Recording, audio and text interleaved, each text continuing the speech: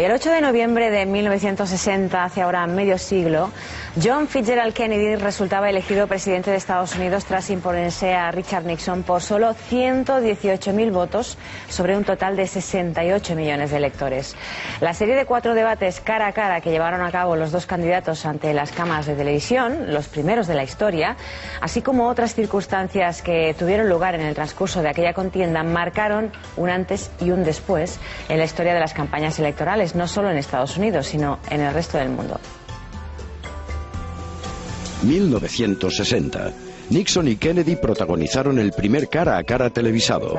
Nixon menospreció al contrincante, no se preparó, se vistió de claro, no se quiso maquillar y perdió. El segundo debate tardó 16 años en llegar. Aunque parece que cuenta más lo que se hace que lo que se dice, hay que ir con la lección bien aprendida. Ford, ante Carter, negó sin inmutarse el peso de la entonces Unión Soviética. Claro que él no tenía las dotes de comunicador de Ronald Reagan, que con su lenguaje directo e ironías suplía otras carencias y se metió a la audiencia en el bolsillo. El moderador hizo perder las elecciones a Michael Dukakis. Si violaran y asesinaran a su mujer, ¿pediría la pena de muerte para su asesino? No, contestó, y se interpretó como la respuesta de un hombre frío. Con Clinton la cosa se animó y propuso un debate con preguntas no pactadas de votantes indecisos. El debate se le hizo largo a Bush. Las cámaras captaron en 2 ocasiones cómo miraba impaciente el reloj. Entretenido y cargado de travesuras fue el de George Bush y Al Gore. Este no paró de suspirar en alto cuando el otro hablaba para distraerle. Incluso invadió su espacio. Finalmente, en 2008, la crisis financiera mundial presidió el debate entre el demócrata Barack Obama y el republicano John McCain. Obama acusó a McCain de pasividad ante la depresión económica, apeló a las necesidades de cambio y llenó toda su intervención de promesas de futuro. McCain, por su parte, tachó a Obama de ingenuo y esgrimió su experiencia como única salida a la crisis. Vamos a analizar esa parte de la historia de la mano hoy de Carlos Losada, profesor de política de empresa de SADE. A lo largo de su carrera directiva ha trabajado en el ámbito internacional y concretamente en Washington como experto de Naciones Unidas para el Programa de Desarrollo de la Gestión y en el Banco Interamericano de Desarrollo. Nos acompaña también Fernando Herrero Nieto, presidente de Bonselma International, empresa dedicada a la consultoría política y de comunicación que en las últimas elecciones de Estados Unidos en 2008 colaboró justamente en la campaña del candidato demócrata Barack Obama en los estados de Colorado y Nevada. Y finalmente Ernest Bascomta, periodista de Televisión Española, un viejo conocido nuestro, redactor de este programa, es autor de diversos reportajes y ensayos sobre historia norteamericana y en concreto sobre la figura de John Kennedy. Muy buenas tardes a los tres, bienvenidos. ¿Qué tiene de excepcional aquella campaña electoral que hace que hoy, medio siglo después, aún estemos hablando de ella? Yo creo que se produce por primera vez la irrupción de una tecnología nueva, la televisión, en el debate político y se rompe el tradicional binomio de contenido y medio. Aparece un nuevo medio y eso hace que llegue un impacto diferente, de otra manera, al ciudadano. Para mí esa es quizás la variable más importante, que luego se ha vuelto a reproducir, como probablemente luego salga en el debate, con la aparición de Internet, y que lleva a tener que modificar maneras de hacer, maneras de hablar y articular el contenido del discurso de otra manera. Sí, yo pienso que, bueno, a partir de este primer debate televisivo que hace en los Estados Unidos, se creó un nuevo concepto que era la interdependencia permanente, constante, express con los medios. Es decir, que aquí jugaban un papel importante los líderes políticos en ese momento, tanto Nixon como Kennedy. Por otro lado, también estaban bueno, los medios de comunicación. Y luego, tercer y último, y para mí el estrato más importante, el público, el futuro votante, el elector. Hasta entonces esto era no había ocurrido nunca, básicamente porque el gobierno, cuando tenía que lanzar un comunicado, lo hacía o por medio de la prensa o por medio de la radio. También fue muy importante el hecho de que a partir de ahí se ha creado un nuevo precedente, es decir, lo que llamamos ahora política espectáculo. Yo creo que como referencia histórica es fundamental y nos sirve a todos los que nos dedicamos a temas de, bueno, pues de asesoramiento político y demás, como referencia importantísima, porque sí que es cierto que tiene una relevancia excepcional el hecho de poder elaborar un debate político televisado y en muchos casos es absolutamente determinante para dar el triunfo electoral a un candidato o al otro. ¿Ernest? Bueno, yo creo que lo que resulta interesante aquí es intentar mirar globalmente la importancia que han tenido estas elecciones. Yo creo que a mí lo que más me impacta es la responsabilidad que creo que tienen en la imagen que nos hemos formado con el paso del tiempo las generaciones futuras de esos dos candidatos. Es decir, yo creo que hay una parte de las virtudes de Kennedy y una parte de las virtudes de Nixon y defectos de ambos que conocemos por la forma como los vendieron, es decir, como los expresaron o los ocultaron en esa campaña electoral, ¿no? Hemos hecho mención del famoso debate, el famoso debate televisivo, el primero de 4. Bueno, ahí hay un aspecto fantástico, yo creo, que define lo que acabo de decir. Kennedy llega a ese debate en medio de los rumores que han circulado de lado a lado de Estados Unidos sobre su estado de salud. Un estado de salud serio y rumor cierto. Eso lo hemos sabido con el paso del tiempo. En aquel momento lo aireó Lyndon Johnson en las primarias del Partido Demócrata para debilitar a Kennedy como pudiera. Pero el caso es que cuando llegan esas elecciones, cuando llega ese cara a cara con Nixon, Kennedy, todos lo hemos visto y lo sabemos ya, aparece jovial y fresco, pero el que llega realmente enfermo es Nixon.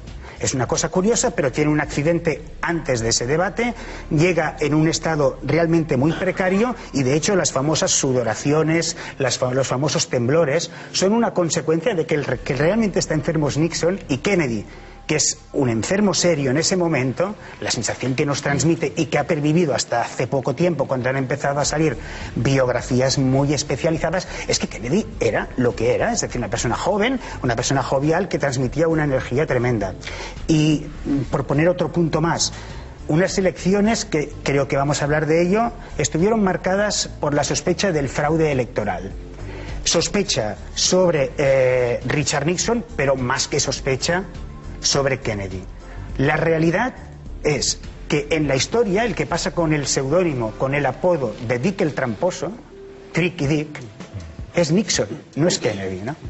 Y yo creo que esto es importante, la imagen que, podríamos hablar de muchas, que nos han dejado aquellas elecciones, ¿no? Pero antes de ahondar en el tema del fraude que muy bien apuntabas, Ernest, me gustaría resituarnos en ese histórico cara a cara. ¿Realmente fue el debate televisivo decisivo o la estrategia electoral de Kennedy sorprendió a Nixon en más frentes? Yo no soy un experto de aquella campaña, de aquel momento histórico, pero soy de los que creo que ciertamente, y así lo indicaron las encuestas, hubo un cambio sustancial. La verdad es que estaban muy nivelados antes, pero hubo un cambio sustancial después del debate. Para mí, de todas maneras, si me permite ampliar un poquito, a mí me preocupa precisamente este hecho, que nos empecemos a aceptar que un debate puede dar la vuelta a una situación política.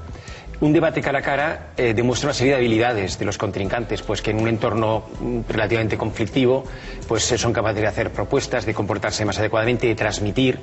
Pero claro, el liderazgo de un país, y de un país como Estados Unidos o de cualquier otro país del mundo, requiere muchísimas otras competencias, requiere ser gran negociador, es una persona convincente en el tú a tú, saber hacer equipo, tener, y sobre todo lo que requiere son convicciones, ser una persona fiable, etcétera, etcétera. ¿Qué me indica ese de los que yo creo que sí, en parte, supongo que no lo fue todo, pero que se da un vuelco en el cara a cara?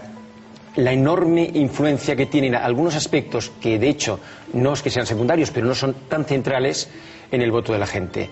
Y detrás de ello, para mí, hay la enorme necesidad del ciudadano de aprender a leer todo lo que nos llega por televisión, por radio, por prensa, de alguna manera para poder filtrar.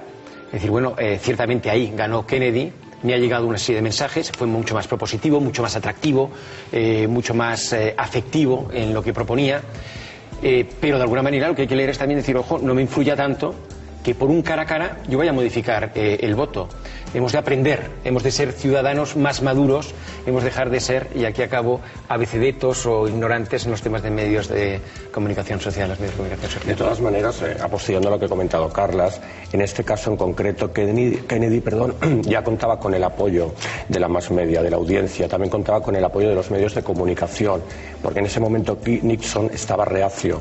Por ejemplo, su director de gabinete, Mendelssohn, exactamente, no le prestó la atención que verdaderamente merecían los medios de comunicación en ese momento, que eran imprescindibles.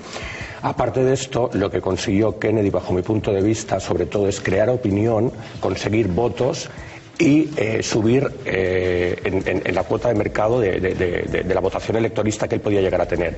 Dicho esto, ganó por muy poca, bueno, si no me equivoco, por 113.000 votos. Eso realmente es un empate técnico, pero fue determinante en ese momento, porque él no solamente vendió bueno, pues, la postura en ese momento demócrata, sino su figura personal.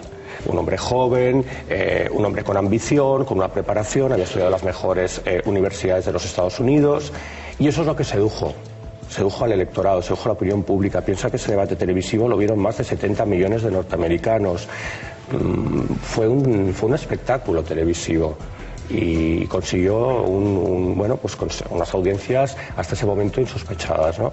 Entonces, los debates televisivos, tanto entonces como ahora, son cruciales, y aquí lo vais a ver en el 2012, porque va a ser importantísimo, ¿no? Piensa que hay una masa de la población, que también lo estamos comentando anteriormente con Carlas, que no tiene claro exactamente a quién va a votar, incluso a lo mejor vota absteniéndose, ¿no?, con una papeleta en blanco. Y en estos minutos televisivos, que valen millones, es muy determinante lo que dicen, cómo lo dicen y cómo lo plasman. No, yo lo que creo, de todas maneras, vamos a ver, la campaña de Kennedy en esas elecciones fue brutal a todos los niveles, es decir, no solamente en el nivel mediático, que fue muy especial y que además, pues a lo mejor habría quien, exagerando, diría que la telegenia nace con Kennedy, ¿no? Y además de manera infausta, porque muere Kennedy con la telegenia también. Su asesinato es el más televisado de la historia, ¿no? Pero lo que quería decir en ese tema es que no era solamente ese el efecto de Kennedy. El discurso político, Kennedy se encuentra con un candidato que Nixon basa todo su discurso político en dos conceptos: el anticomunismo y el patriotismo. Esos conceptos, en la época de la era fría, de la Guerra Fría, claro, Kennedy no los puede rehuir. No puede dejar de ser patriota y no puede dejar de tener una cierta guardia delante del comunismo.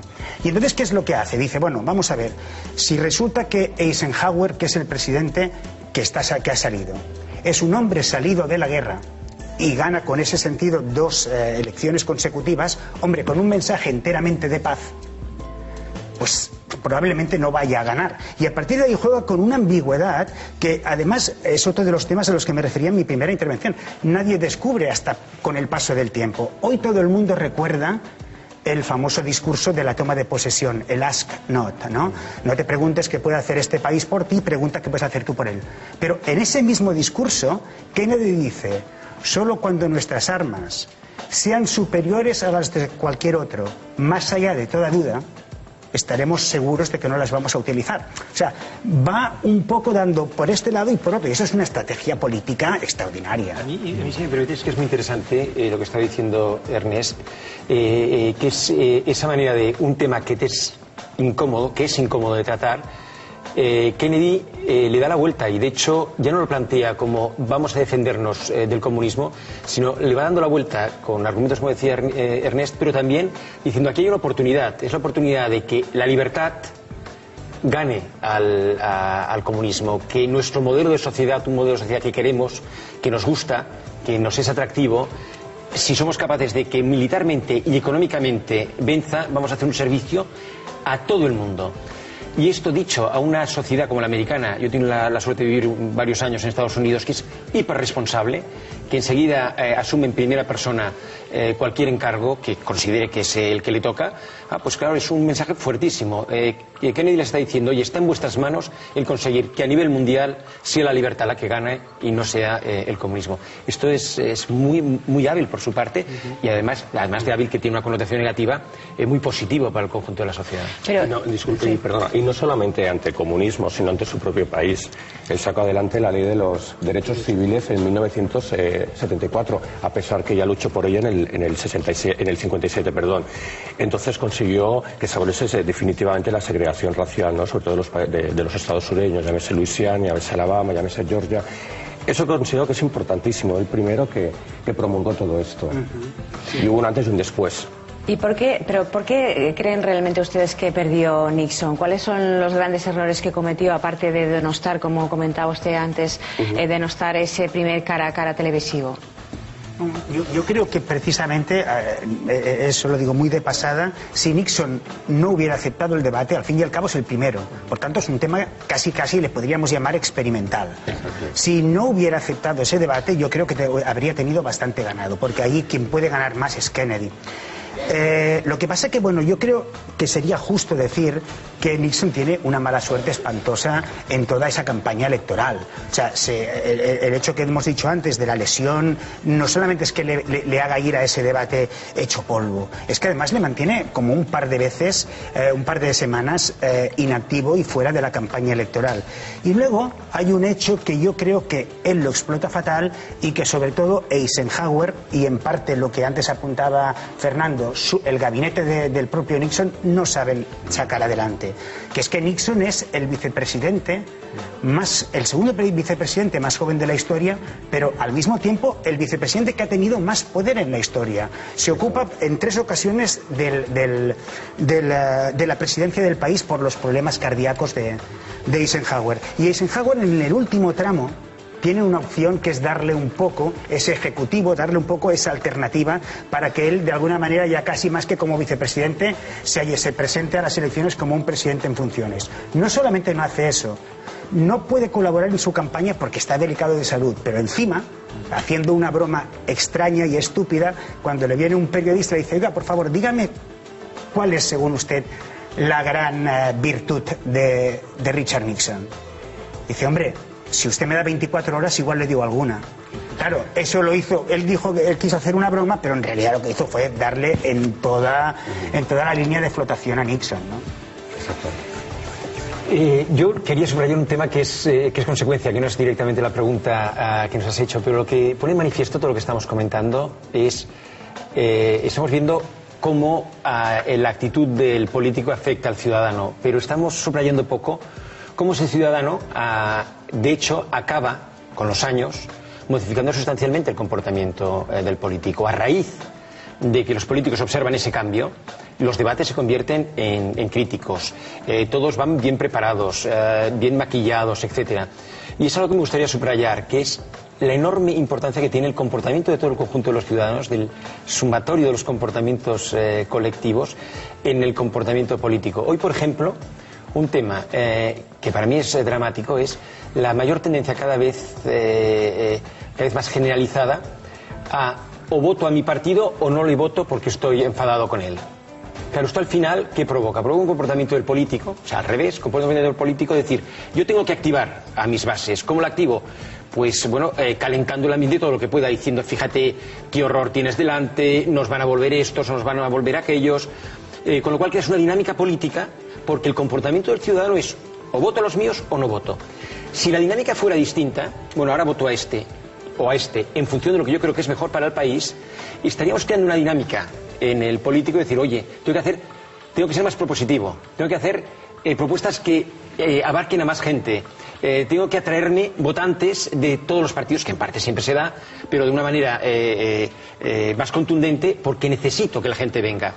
Si el político sabe que eso es posible, atraer a la gente, porque el comportamiento ciudadano lo demuestra, tendremos otro tipo de política. El ciudadano se queja porque es muy agresiva la política, pero es que nuestro comportamiento afecta a esa manera de actuar del político. Nos queda muy poco tiempo, señores, pero no me gustaría acabar esta tertulia sin hacer la reflexión sobre el fraude electoral que apuntábamos al principio. Kennedy ganó por tan solo 118.000 votos. ¿Ustedes creen brevemente que hubo fraude electoral? Bueno, la presencia del fraude electoral es algo que le perseguirá a Kennedy desde, bueno, pues prácticamente cuando estuvo en las campañas, en las campañas internas versus el senador de Minnesota por un lado, el senador de Oregón, con los que compitió para alzarse con la legitimidad para ir abanderado en el Partido Demócrata. Ya se dijo que, bueno, pues había habido fraude electoral. Pasó lo mismo con el senador de Texas, con Johnson, exactamente lo mismo. Y es lo que he comentado anteriormente, por solo 113.000 votos, es que realmente es un empate técnico. Dependían de muy pocos estados, básicamente ganó por el estado de Illinois. Entonces, pues bueno, es algo que nunca se ha esclarecido. En cualquier caso, pues lo eligieron como presidente. Bueno, y ahí hay un hecho, lo que dice él. Hay toda una serie de estados que se disputan por realmente cosas insignificantes. Es decir, creo que hay estudios que demuestran que si 13.000 votos, estamos hablando sobre 68 millones de electores, 13.000 votos hubieran cambiado su votación en diversos estados, Nixon habría sido presidente. Simplemente una cosa, es decir, lo que él apuntaba, los 113.000 votos de diferencia a favor de Nixon, significaban menos de 2 votos por urna a favor de Kennedy, menos de 2. Bien, en el estado de Illinois entero, Kennedy gana por 8.800 votos, pero en Chicago, y ahí viene el kit de la cuestión y el famoso fraude electoral, Kennedy gana por 450.000 votos. Se dijo que los muertos de Chicago habían resucitado para ir a votar por Kennedy. Ahí empieza la leyenda, que no sé cuánto tiene de leyenda y cuánto tiene de cierto, ¿no? Para acabar, la compañía que usted preside colaboró con la campaña de Barack Obama en el 2008 y una campaña que funcionó en parte gracias a Internet. Sí. ¿Usted cree que esta campaña de Obama también marcó un hito como lo hizo en su momento la de Kennedy? Sí, por supuesto. Nosotros tuvimos la suerte de poder colaborar en los estados de Colorado y en los estados de Nevada y profundizamos muchísimo sobre principalmente en las redes sociales. Por un lado conseguimos fondos. Considero que es de vital importancia tener la opción de tener fondos económicos para poder llevar una campaña estructurada. Y consiguientemente también conseguimos nuestros, los participantes que quisieron colaborar con la campaña, principalmente latinos, puesto que el 17% de la población de Nevada como de Colorado pertenecen a los hispanos. Un dato importante a tener en cuenta, que en el 2050 se prevé que el 37% de hispanos conforme la población de los Estados Unidos, el 13,4 afroamericanos y el 67 americanos de raza blanca. Dicho esto, nosotros entrenamos, formamos a estos colaboradores y empezamos a hacer campaña en la red. A diferencia de otras campañas que se habían hecho anteriormente, nosotros empezamos 4 meses vista a las elecciones del 4 de noviembre, con lo cual teníamos más tiempo temporal de poder, dirigir, ¿no?, ciertas estrategias. Y la verdad es que funcionó estupendamente. Cierto es que fue un momento muy puntual. Nosotros apostamos por la igualdad, por las oportunidades, y fue una campaña que se estratificó para todo el mundo. Muy bien, señores, lo dejamos aquí. Muchísimas gracias por participar en esta tertulia de Historia para Todos.